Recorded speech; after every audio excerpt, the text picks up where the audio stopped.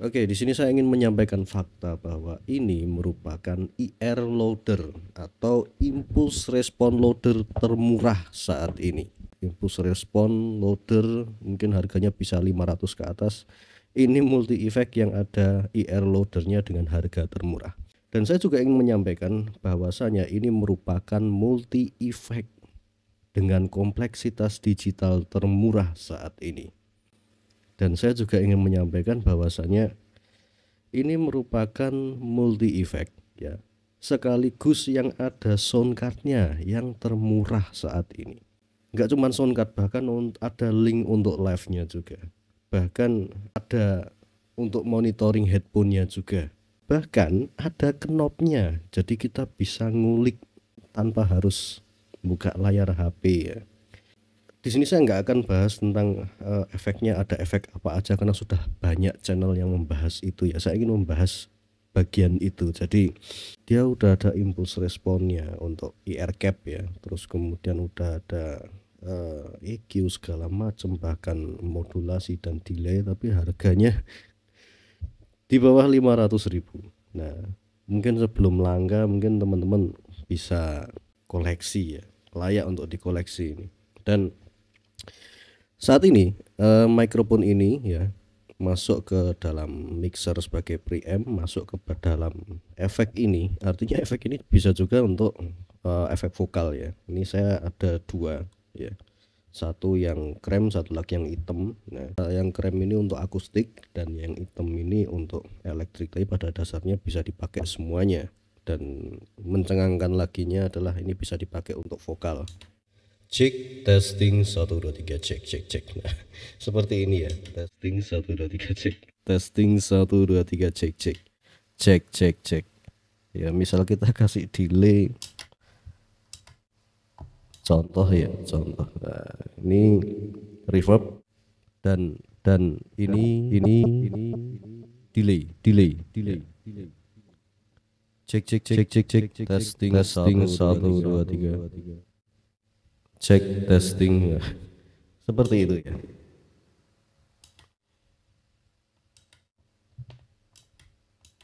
Ya, kurang lebih seperti itu. Dan by the way, yang saya punya ini dia keluaran dengan brand M-Wave, dimana sekarang ini M-Wave sudah banyak sekali ya masuk ke pasar Indonesia, mulai dari MIDI controller, efek gitar, terus segala macam, mungkin mixer, dan jadi penantang baru di industri, mungkin di musik atau home recording. Tapi lebih nyasarnya sepertinya ke pasar low end ya, karena kita lihat barangnya murah-murah gitu. Salah satu produknya ini menurut saya layak untuk dikoleksi atau dimiliki karena itu tadi ya. Nah, ngomong-ngomong masalah IR cap-nya ini ya, memang dia IR loader termurah ya, tapi sayangnya dia belum support untuk yang high res atau impulse response yang dia itu 24 bit ya, 96 kHz. Saya coba load ya di aplikasinya melalui komputer dan ternyata hanya support di 16 bit 441 itu.